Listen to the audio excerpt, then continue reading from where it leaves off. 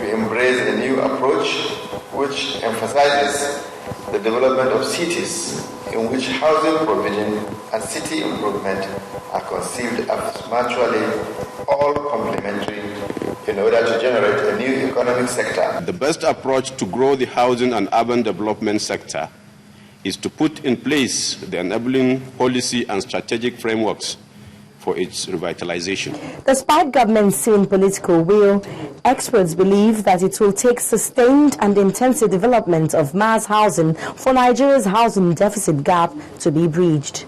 We have a deficit of 17 million houses. Even if we build 1 million houses a year, that is 17 years. Are we sure we'll be able to do that? The earning capacity of Nigeria is very low compared to many other countries of the world. The target is making slums history by 2020 and mass housing delivery by 2030. These, according to the experts, can only be achieved by putting first things first. Workable policies, provision of basic amenities like water, sanitation and roads, land planning, and then unflinching political will. Omelogo Nadi, Channels Television News. Well, speaking about housing and how to pay for it, the Minister of Finance, Dr. Ngozi Okonjo-Iweala, has called for a harmonized tax system in the country for enhanced local and foreign investment. Dr. Iweala, who was speaking at a meeting in Abuja, said multiple taxation has over the years served as a setback to the penetration of the Nigerian market. She also said that in spite of the achievement of 26% revenue collection in the past 5 years, a lot still needs to be done to support the growth of both small and big businesses. For having confidence in us, I express my gratitude to everyone who has taken time off their. The issue of multiple taxation is one which has been on the front burner for many years now in Nigeria. And despite several attempts by the government to tackle this issue, it has remained a difficult one, affecting both big and small businesses and the movement of goods and services. In particular, for small businesses, small and medium-sized businesses, this is a very difficult issue as they have the least capability to bear the uncertainty in the environment.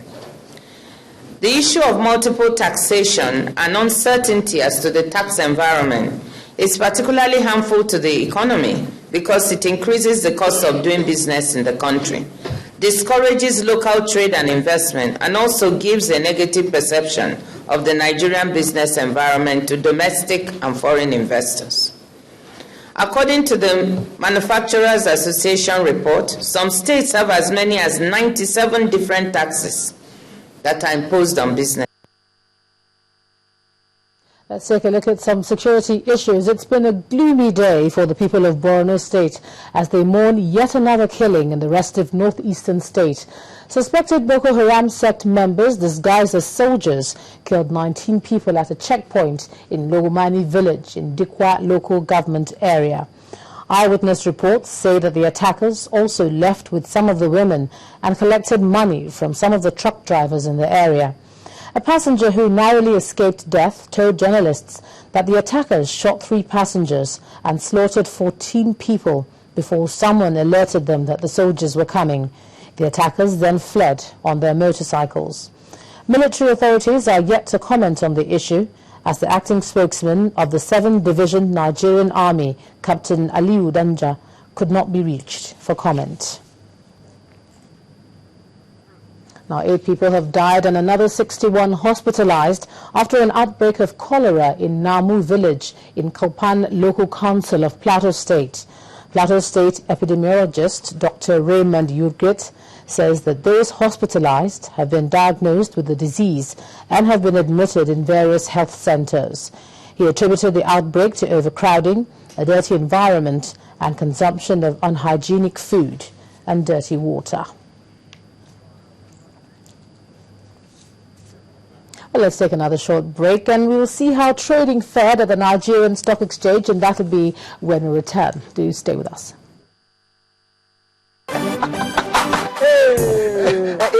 Chicken, look at hey! See, I want you to salad. You want try? Oh yeah, now load the credit, make you see something. Hey, oh boy, Come, what did happen? I load 200 naira, but now 400 naira credit they give me. Me I load 500 naira just now, they give me 1,000 naira. Oh, but I load 1,000 naira, they see 2,000 naira credit. Guys, take am easy, take am easy. See, it is allowed to double any recharge of 200 naira and above for new customers. And their Woof credit will last you reach 7 days. So if I recharge 10 times in a day, they will knock you double 10 times. Buy your own Etisalat SIM today. Begin recharge, make yourself start to enjoy this double Woof to call all network. Etisalat, now you're talking.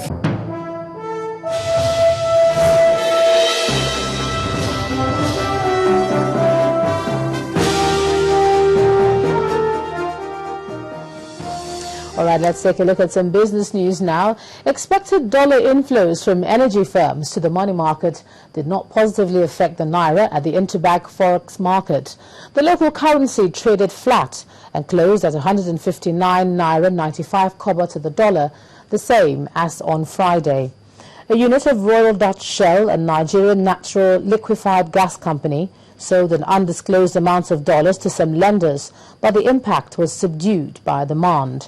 Dealers anticipate additional dollar flows from some oil companies this week, and they also expect the naira to trade within the present band of 159 naira 8 kobo and 160 naira 2 kobo to the greenback.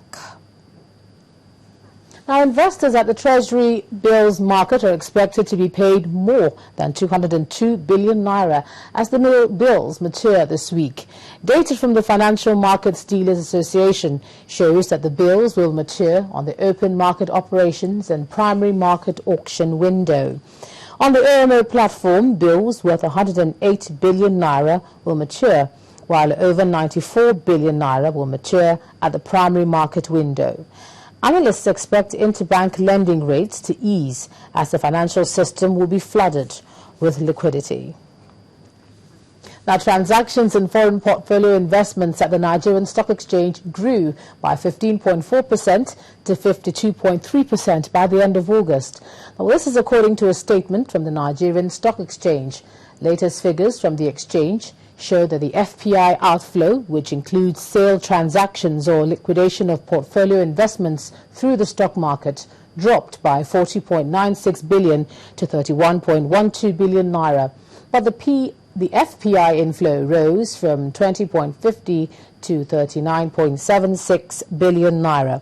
Domestic transactions, on the other hand, reduced by 15.4% from 63.1% for the period under review to 47.7%.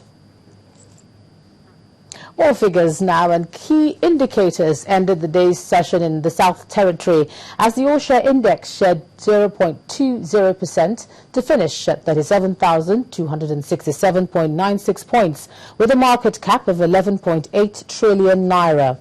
Food giant Nestle was the day's heaviest loser as investors chopped off 30 naira from the equity. It closed at 1,010 naira. Others that got the cold shoulder include beverage stock Guinness Nigeria, MRS Oil Nigeria, and Champion Breweries. Monday's top three price appreciators are Con Oil, Cadbury Nigeria, and PZ Cussons. For the first trading day of the week, Zenith Bank was the most actively traded stock, churning out over 60.52 million units. It's followed by Transnational Corporation of Nigeria and Guarantee Trust Bank. When the closing bell rang, 295.69 million shares had been exchanged in 5,921 deals for 3.91 billion naira. Now, Fort Oil PLC has declared a 258.40% increase in its profit before tax to 3.21 billion naira for the third quarter of the year.